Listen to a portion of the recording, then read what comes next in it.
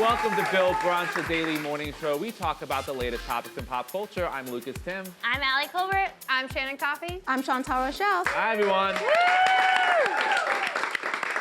we're going to talk about the latest Kardashian family feud, Sophie Turner's epic bachelorette party, and why tourists are drawn to Chernobyl after the HBO show's success. Plus, celebrity chef Michael Schulzen joins the table. But first, today is National Bourbon Day. To celebrate, we have a collection of bourbon whiskeys from Jefferson's, founded in 1997 by Trey Zoller and his father, Chet. Jefferson's is a collection of small batch straight bourbon whiskeys. Jefferson's most recently collaborated with the organization O-Search to help scientists collect data about the ocean. Ooh. Happy Friday, cheers. Let's Friday, cheers. Some bourbon. I love bourbon. I would be making my grandpa really proud right now. I know. I feel like I'm making my dad proud. Starting Yes. early, Grandpa. This is clearing the sinuses, y'all. Oh, I think it healed my finger. Okay, Yeah. yes. Wow. I needed this so bad. Yes. My throat feels better already. And, like, bourbon's my favorite drink, so I'm like, today's about me. Wow. Yes, it Today's is. for Shannon. Yeah, guys. For it Shannon is. and for Jefferson. Yes. Yeah. Yeah. Cheers to you, sis. I'm the official Jefferson's sponsor now. Cheers. Cheers to Madam X. It's my- Yes. Yep.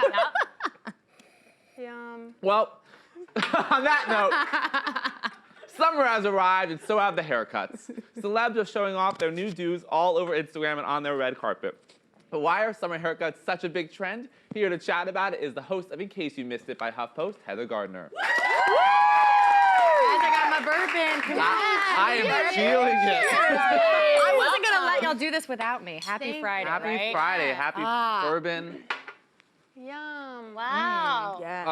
Oh, I can't this do a is full good. shot. This would end Oh, that's really, not, really that's poorly. way more than a shot. So when Don't do I'm that. Good. when I'm under the table at the end of the show, just leave me there. Yeah. Sure. That's not Although I a feel like if we asked you to, you would do it. Right. do How it. do you do this to I me know, every it's time? so You give me hard. hummus, It's give me like- bourbon, all of my So, vices. we could talk about all the things we would make Heather do on camera, know, but let's Jesus. talk about haircuts. Please, let's talk Haircuts. about haircuts. You got a haircut. You got a haircut? Yeah, You know I what? love it. I mean, coincidentally, or not so much, I wanted to talk about just my haircut, but this trend of getting haircuts in the summer. I was hot, I was ready for a change, and I'm like, I'm just gonna follow celebrities and get my haircut. Was there one celebrity that inspired your haircut? You know what? Emily Ratajkowski. I definitely did not get her style, but she made so many headlines when she was at the Tonys with her new do. love it. Demi Lovato's looks really good. Kaya Gerber. Oh, Gabrielle it. Union with that little bob I going think yours on. looks great. Oh, Yeah, yours yours Yours is looks so great. cute. Looks great. Yeah, so when I told people that I wanted... Shout out to Rochelle Hawkins. Yes, you can hear it, Bill. She's Hairstylist to the build star. You gave me my haircut. It's every time I get a haircut, they always say that Rochelle's look, it's the the best best. haircut you ever gotten. Yeah. Rochelle is the best. And I had to just slide on in and be like, can you do my So she was very kind and did a great job. Looks good. But when I decided I was gonna do it, people started asking me like, oh, why? And I'm like, first of all, I'm like, well, it's hot and it's summer. But I started realizing that really, especially for women, when you cut your hair, it could signify some big changes in your life. And so I kind of went down this rabbit hole, talked to some people at work, and literally every single woman that I had chatted with had some sort of moment in their life where they were like, I needed to go through something, so I chopped off my hair. Amen. Yeah. You too? Listen, I've been there. I've Oh. been there, okay? When a man comes and messes up your life, shaving it off. Like they say, when a woman shaves her head, you know a change is coming. Well, Yes. we can look back to Britney Spears. A lot of changes came out. Yeah, good or bad. Yes. She never recovered. Yeah, Yeah. Honestly, based off her recent videos with her paparazzi conspiracy, I don't think she's ever recovered. Listen, Yeah. she Love still you, doesn't Brit. have her edges, so But- yeah. No, Yeah. that is a moment. Because I feel like hair is such a way that people, especially women, have expressed themselves. Like, you know, I remember Beyonce cut her hair off, Madonna changed her hair for Queen. Lady Gaga. It's like a way that they change personas. Right, and I kind of just started realizing since I was getting mine done, and it's drastic. Like mine, last week it was down here, and Yeah. here it's pretty drastic. I started seeing all these headlines and being really hyper aware. So and so cut their hair, you know, and it's just even though it's this kind of fluffy news, like why are we so drawn to it, and why do we do it like this season? And you know, I really, like I said, I went down like the internet rabbit hole of this kind of thing, and in entertainment, in television, and in movies, like.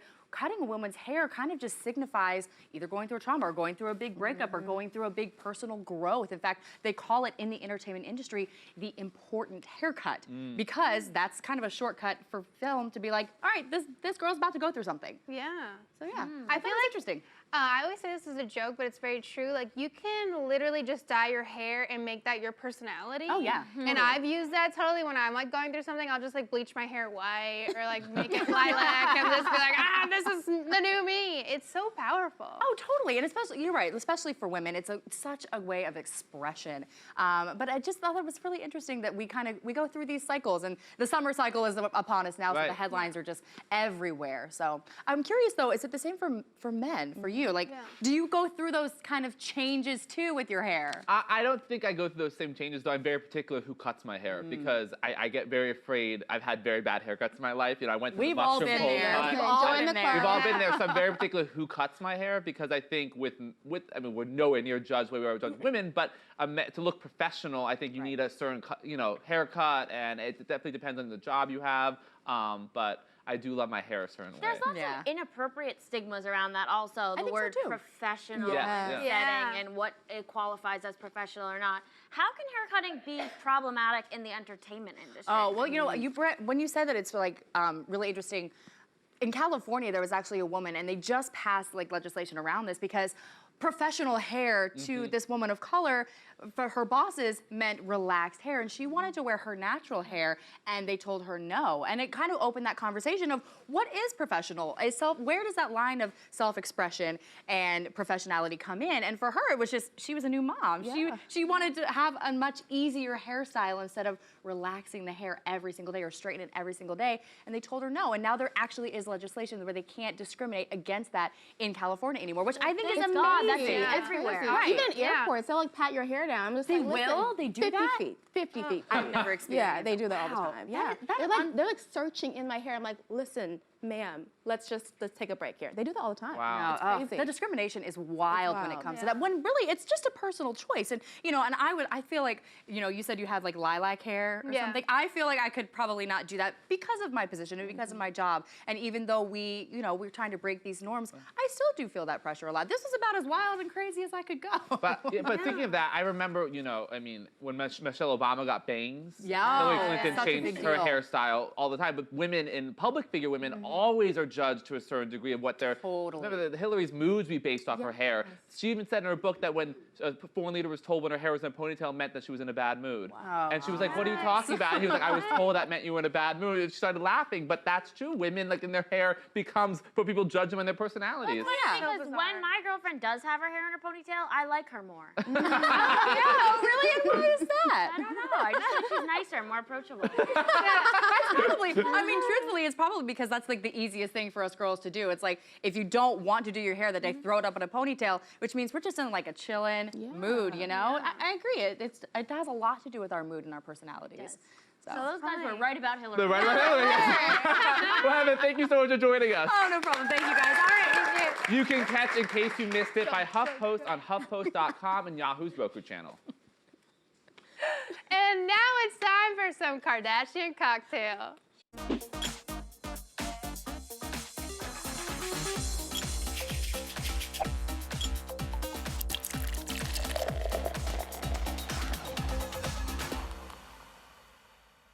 The trailer for Sunday's episode of Keeping Up with the Kardashians shows Kris and Kylie having a major argument about a new office space. Take a look. Kris Jenner is just doing too much with my office. What office? My office that I just got and pay way too much a month and have spent so much time making it perfect.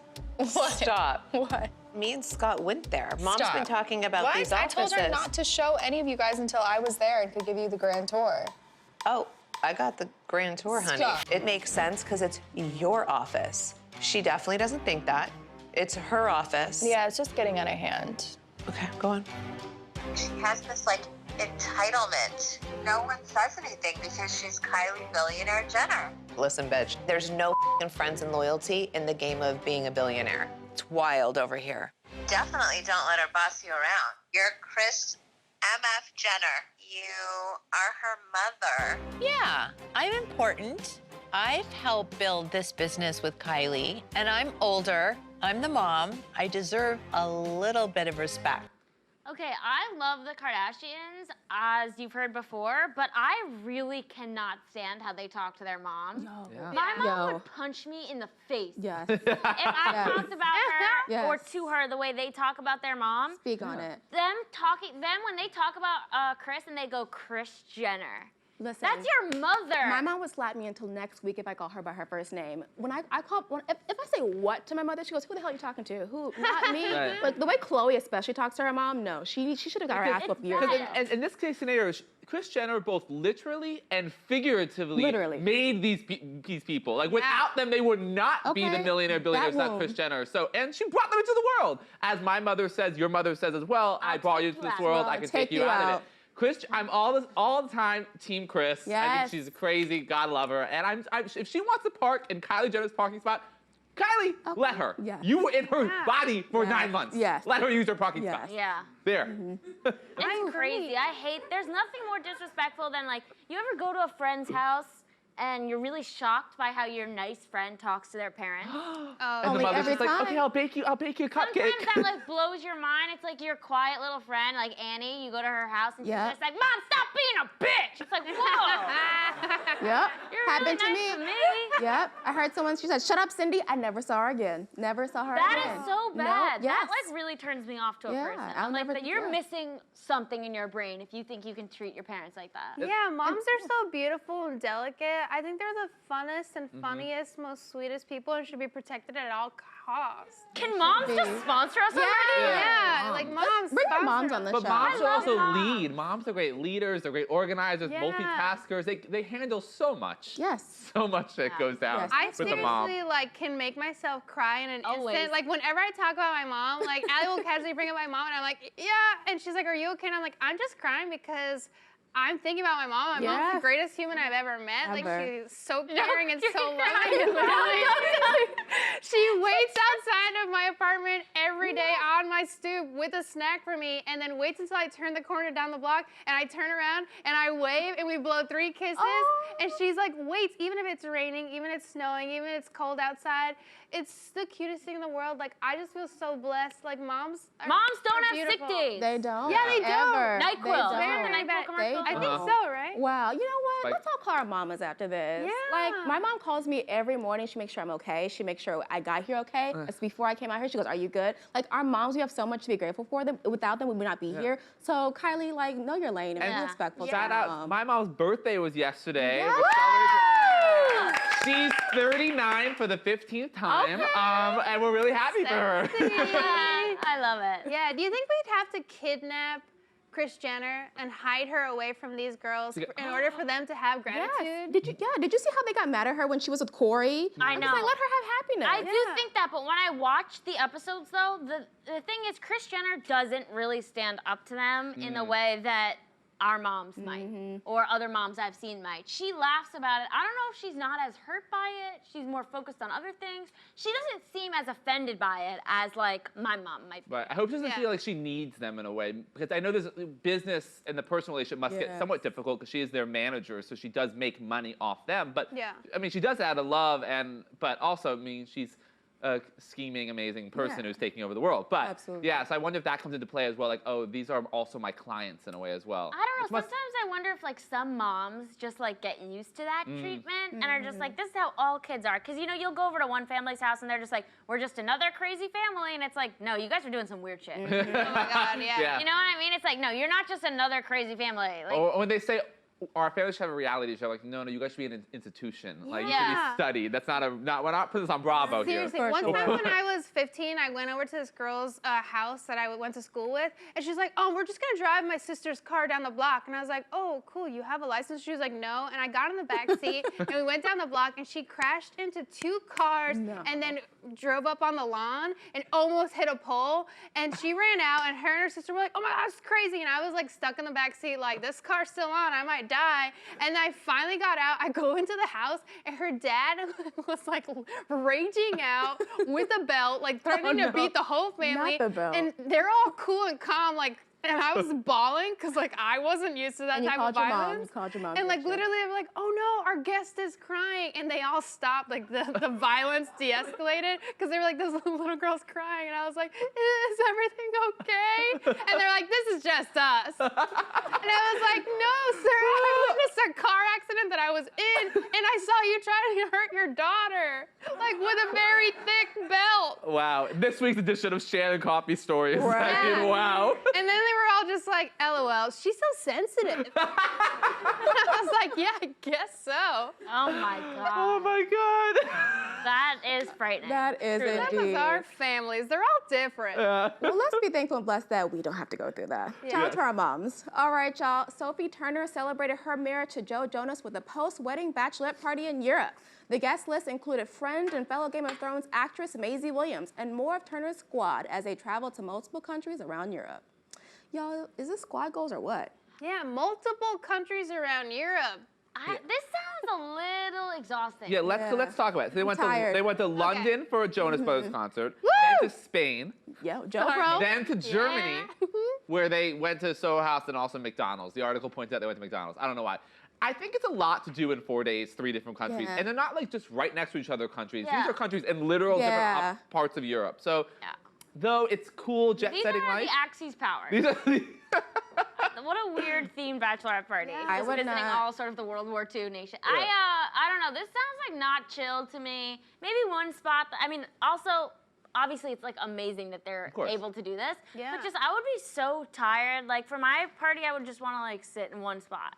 Yeah, I would be exhausted. If my friends try to do that for me, I'd be like, yo, calm your tits. Like, we don't have time for this. Like, I want to go to a spa. I want to be in one central place. If you Yeah. tell me we're going somewhere else, see you later. But I'm like, chilling here. you can barely Yeah. get me to go to like 3 bars back to back. This is like 4 countries. Yeah, 3 bars sounds horrible. Yeah. I feel like I'm with you guys, and I'm always like, man, this is as much as action I want, my couch. But if someone offered me to be like jet setting around like Europe, I think I would take it and be like, yeah, I'll if wear they're the paying, stupid yeah. wig, just because I feel like my life is fading away and I don't use it enough. Oh, Yeah, God, Shannon. Yeah. yeah. I feel like literally, like I'm like, oh man, a wild night. I moved from Netflix to Hulu. You know, like, Which is daring in its own way, you know. yeah, you never It know. is. They have different shows. But Different what if they were shows. paying for it? Would you still go?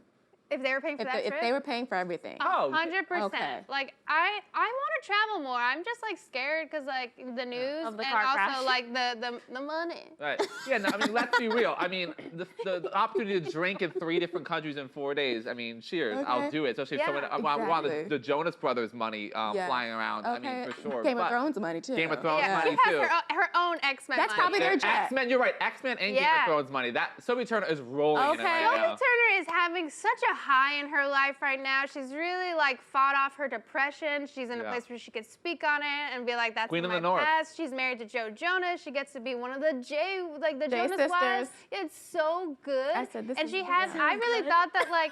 I mean, I think it's just a good. Shannon's like, aspect. she's not depressed anymore. It's great. Like, who Yeah. knows? Well, Probably she cries herself to sleep still. maybe. I mean, she's like was a everything joke. she That was a joke. I said. hope she Look, doesn't. people are like concerned. I know. I think she's happy. I think she's genuinely happy right now, though. Like she is like acknowledging that she struggles with depression, but she's like in a moment. I thought Dark Phoenix was good. Did anyone else? No, you see saw it? I haven't seen it Yeah. yet. You Oh, and I 2 haven't other seen it. people. And, you know, Yep. it's like an X-Men, me and 2 other people. Yeah. Yeah, I know. I thought Sophie Turner was so good in it. I think she really is captivating. Like, okay, maybe the film wasn't like, oh my God, grab your seat, amazing, awesome, but it was still super entertaining, and I thought she did an awesome job. And Right. I wish that I could see her in that role one more time, but we won't. But I was like really excited watching to think about all the new movies she's gonna be in now that she's free from Game of Thrones, and I think she's a really great actress, and I think that she really stands for a lot of cool shit. Yeah. I fucking love Sophie Turner. I agree. I mean, her watching her the development from her season 1 to season 8 of Game of Thrones when she was crowned. You're like, this is Dun, dun, Yeah. that was the best one of the dun, finale, dun, and that redeemed dun. the final season away because she had such a powerful end. Yeah, and I also love how confidently she was on a UK radio show, and they were like, okay, unpopular opinion. And she very confidently was like, I don't wash my legs in the shower. And I was like, Is she the one who started whoa. that? No, she didn't start that, but Okay. she was just like, I don't wash my legs. And I was like, that's awesome. I will lick those legs. Like, I don't Yeah. care. Like, Why that did is she so not cool. wash her legs? I don't know. She thinks it's not. She's one of the people who believes it's not necessary to wash your legs in the shower.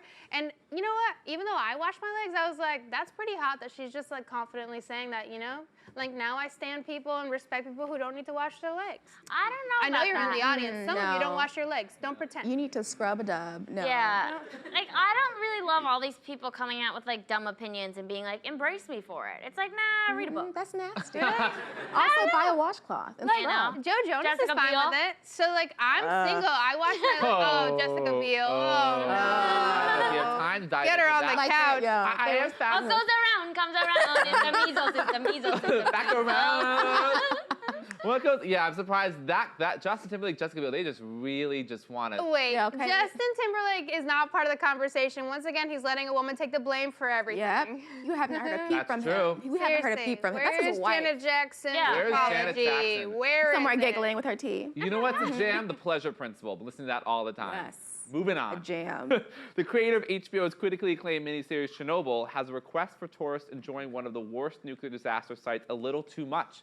Craig Mazin took to Twitter following news of increased tourism and selfies at Chernobyl, asking fans to be respectful and remember that they are visiting the site of a tragedy. I hate this so much. This is so upsetting. People are such idiots, truly. I remember when I was at sleepaway camp, I was in a bunk with a girl who had just gone on a trip to Germany. And she had, get ready for it. And she had one of these photo frames that was like electronic digital and it would just circle through photos. Lord. And when she was like out of the room one day, it was circling through these photos of Auschwitz. Just like empty photos of Auschwitz she just like took pictures of. And I was just like, this is so disturbing. Like, I don't know if photos should not be allowed at these places because people can't be trusted, or what sort of protocol we need to set up to get people to just like have some respect. Yeah. I understand that this is a popular show, but like, come on. Right. Yeah, I completely agree. Yeah, I mean, this is selfie culture, this is Instagram culture. I mean, one of the pictures featured about the Chernobyl site is a woman with just her underwear on and her back. I am not sex shaming any woman, but I'm more shaming. Yeah, you're at the site where a lot of people died. And it's a nuclear disaster. And I just think I don't know, it's like we're so obsessed with proving we were there and then also getting likes and being sex about. Like, you can just And like the aesthetic. you can just be there. Be there, and people will believe you that you went there. It's so odd, like everyone's smiling at this scene. I don't understand. I guess it is. It's just this Instagram thing. yeah. It's really uncomfortable for me, especially I had the privilege of living in Ghana for a while, and they have this castle called Cape Castle, which where the slave dungeons are. And so it's called the Door of No Return, right? And so you'll have people, like a lot of tourists were coming there taking pictures in front of where millions of people were killed and thousands of people were just murdered and taken from their home. And so it's very inconsiderate, it's disgusting, and people need to have more respect. And I remember when people we were asking, why are you taking these photos? So why are you smiling in a space where people were killed and their loved ones are taken from them? It's really sick, it's gross, I can't stand it. It is, but I also don't think that these people have malice. No. It's just so misguided. So it's like Day and age of social media. How can I get likes? How can I get, hey, I was here, I cared about this, but do you care? You don't. right. Well, that's the thing. It's with social media is, do you actually care when you're posting a Exactly. political post or a political picture, or do you actually know Know what's what's happened? happened, I think yeah. pictures of just general, like the rotating picture frame is a weird thing. But if you're taking a picture, you want to remember something as like you saw it. I can understand that. Yeah. Maybe there's like a in carving or something. I was I've done just it. thinking Like I've done that when you go to the Vatican or you see some religious sites and you take pictures of like, oh, carving was there or whatever. You want to remember what it Be in the said. moment. But I think it's more the pictures of yourself that's just it's so mind-boggling to me. And it's just sort of weird showcasing of these moments. Weird. It's tough because it's like when you see these photos, you don't get to hear like what their idea or their intention was. And I know that like intention versus impact is totally different and like you shouldn't even think about it that much. But like I feel bad just outright being like, oh, you asshole, vapid idiot, because it's like, I'm like, there must be, like, you went to that site. You must have some real interest in it because personally, like, even if I love the show, like, I probably won't bring myself to the site and go and want to see it. Like, because it's probably going to make me feel really sad and really weird. Yeah. So it's tough. Like, I never know, and I understand, like, everybody deals with things and copes with stuff so differently, so it's so hard for me to ever, like, really give a good take on it because, like funeral selfies was something that got like a lot of flack, and it's really weird. And I would see them and be like, oh yeah, I guess that's weird. I don't know. But then at my grandma's funeral, even though my cousins were like crying and they were like all torn up, like I was like laughing and having fun because like my dynamic with my grandma was that she would always call me sinvergüenza, and that meant shameless in Spanish. And like our dynamic was always so like fighty and like ridiculous. So me like embodying her and our love was through humor. And I ended up making like, she didn't have eyebrows. The mortician forgot to put on her eyebrows, and we all thought she looked really weird, and we put it together. And my family, my aunt was like, please draw her eyebrows on. And I was like, okay. And there was no moment that I hesitated to be like, if I'm gonna draw my grandma's eyebrows on while she's in a casket, me and my sister are gonna film it and make it a makeup tutorial because I'm a sinvergüenza. You know? I embodied who I was for my grandma her entire life. What? And so we posted this video online. And Where is it? It's on Twitter. It has like, it's the most viral thing I've ever done. And it's on Twitter, and it's me putting on my grandma's eyebrows, and literally one last moment where my grandma could say, sinvergüenza, you're shameless, you're being ridiculous. And that's how our whole relationship was. And people online really gave me a lot of shit for being disrespectful. They were like, I hope that like body comes back to life and beats you. And you know, they think that they know more than I do, but I know that A, my grandma wanted eyebrows. Yeah. And B, that I was being true to who we were together, and that I wasn't being disrespectful. And so it's weird to project your own ideas when you don't know really what a photo is capturing. And she's probably looking down like, hey. Yeah, I know I was there for my grandma. Everybody in my family, if it had been disrespectful, they would have spoken out. But like that literally was our relationship and our dynamic, and it was the truest, most loving way to send her out because bitch don't want to die without brows. Yeah. Okay. No. Cheers to that. No one does. Got the closure you needed. Yeah. Eyebrows on and it was great. People were like, ew, you're gross. You're touching that corpse. I was like, that is my abuela. That's my grandma. That's not a corpse. You know, like your interpretation of it does not mean shit to me, and your judgment is invalid. Yeah. I can't wait to find that video. Yeah, it's great. Yeah. You don't think I'm running downstairs? Yeah, to my oh my computer God, literally, searching it. French Twitter just found it a month ago, and then I had to like translate all the French things, and it was the same thing, disrespectful, and I was like, you don't know me. Please tell me you did hashtag eyebrows on fleek, did you? No, I didn't. Okay. No. Missed But should we opportunity. search dead body to makeup to do? Yeah, I mean, I think it's a true art form. Yeah. It's really, you know, luckily I have my brow pencil. Is this a side There hustle you you're about go. to go into? Yeah, I'll be more. Well, you guys, now it's time for today's guest. Michael Schulzen is a celebrity chef and restaurateur whose imagination and vision have made him one of Philadelphia's most successful hospitality professionals. As the founder of the Schulzen Collective, he's the force behind a portfolio of restaurants in Philadelphia, Atlantic City, and South Florida. Here to tell us more is Michael Schulzen.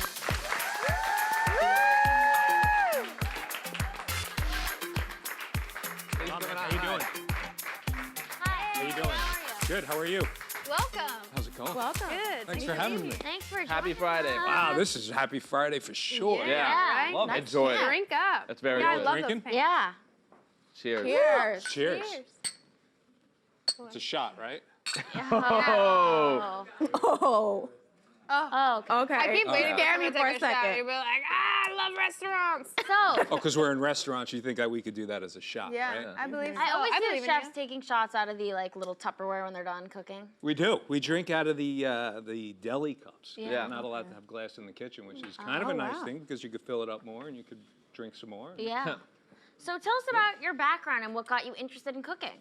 So I actually went to school for architectural engineering. I grew up here in New York, and one day I went home. My parents are teachers, and said, "Listen, I'm not into this anymore. Like, school's not for me, education's not for me." And they looked at me and they said, back in the day when they had the bulletin boards, there was no like Craigslist or anything like that. And I said, "I'm out." And they said, "You need to go get a job."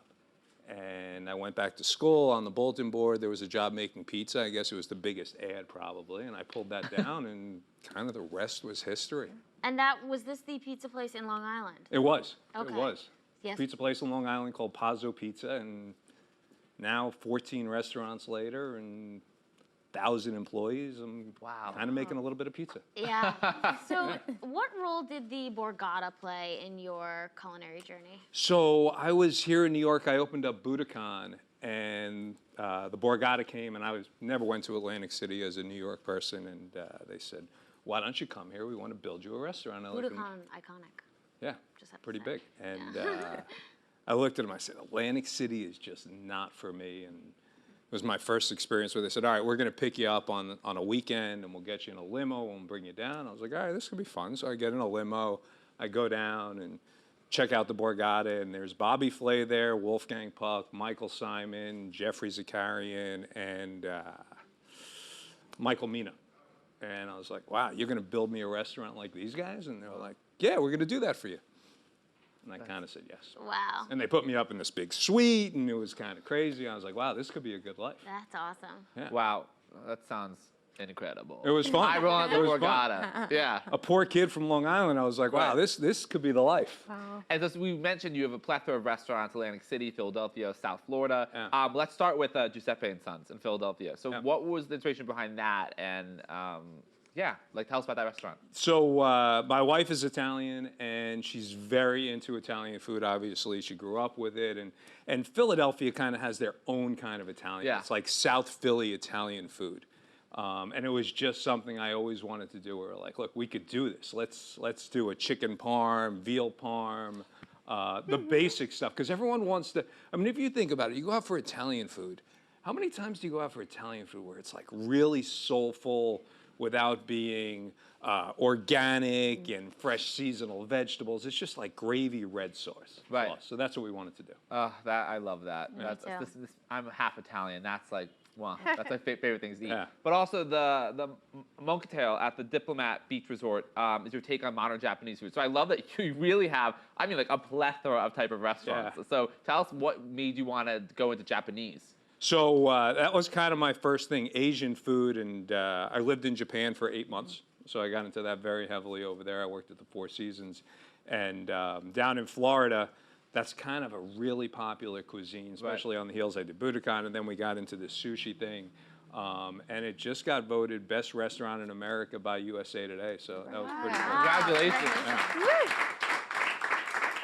That's awesome. Yeah. And your newest restaurant is Alpen Rose, and it's a steakhouse reimagined. So what was the inspiration behind that, and what kind of vibe were you going for? So my grandfather, who had a place in, he came over from Russia, Poland. And when he first came here, he opened up a butcher shop in the Bronx.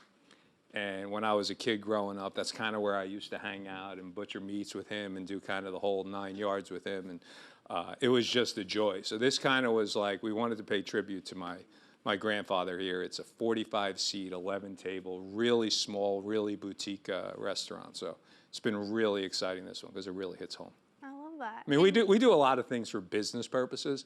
So it was really nice to do something that was like, okay, this has a real soul, real substance, real passion behind it. I love it. And you said that you believe the experience is the most important part of dining, even over food. Yeah. So could you expand on that? So here I am, a chef, okay? There's 3 things to a restaurant, okay? Design, service, and food, okay?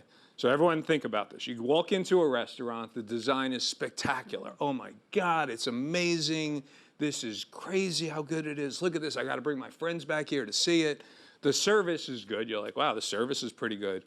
And the food is pretty good, good enough, okay? Are you bringing your friends back to see the place?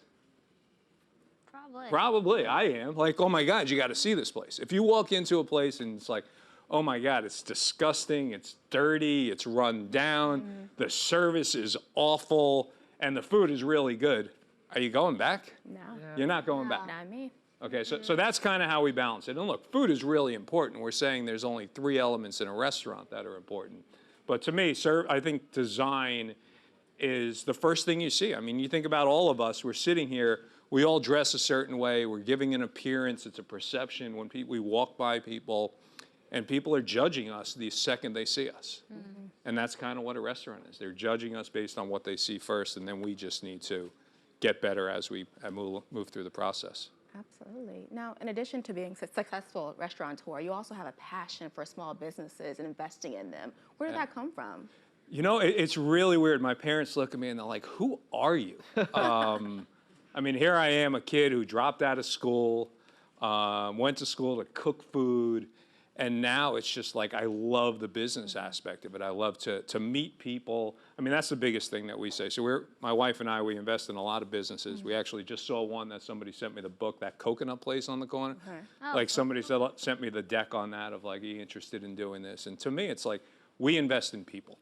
We definitely don't invest in the business. I think people are successful. Businesses can be successful some 50% of the time. It's either gonna work or not. But the person we're investing in. So we did a healthcare company, which has been great. It's really doing well. We did a shoe company out of here in New York, Margot Shoes. I don't know if anyone's heard of them. Two brilliant ladies went to Harvard School, and we met them and we're like, wow, these girls are sharp. And we were like, look, we're in. We're all in. And I mean, we never wore the shoes. My wife didn't buy a pair of the shoes. We're just like, these people are special. Wow. And then the latest investment that we just put in, it's called a company called Ownable. And the concept is you go online. If you can't afford something, you rent it. Like, okay, I want a new TV today. It's gonna be like $12 a month. You get the TV, it's sent to you. You pay $12 a month for X amount of months. And then after 6 months, you're like, hey, I wanna buy this. I want it. You could buy it and have it. So you're not spending the money up front. You're not it's not a huge purchase. You could have it in the house. And if you don't want it at the end of the renting terms, you just send it back and we take it and it's done. Wow. Well, let me start a company so I can get something. Let's go. What are we doing? So before you go, we know your expertise is based in Philly, but do you have any NYC restaurant recommendations for us? NYC restaurant recommendations. That's tough. So my favorite restaurants that I try and hit almost every time I'm here is this place called Yakitori Toto. Oh my gosh, I love that place. Isn't that place amazing? It's so good, the skewers. Total Dive, right? Yeah. Yeah, it's on, what is it, 58th and Broadway or something? Yeah. So it's a dive, second floor, skewers, really simple food, but delicious. I mean, we're all about kind of like the dive place. Yeah. There's a place in Chinatown I love, Wo Hop, which is in the basement. Great soup, really simple. I'm not a fancy guy. Yeah. Well, thank you so much for joining us, Michael. It's Thanks been for a pleasure. having me. You can learn more about the Schulzen Collective's portfolio of restaurants by visiting www.michaelschulzen.com. And thanks to Chantel for co-hosting. We'll see you all on Monday, same time, same cable.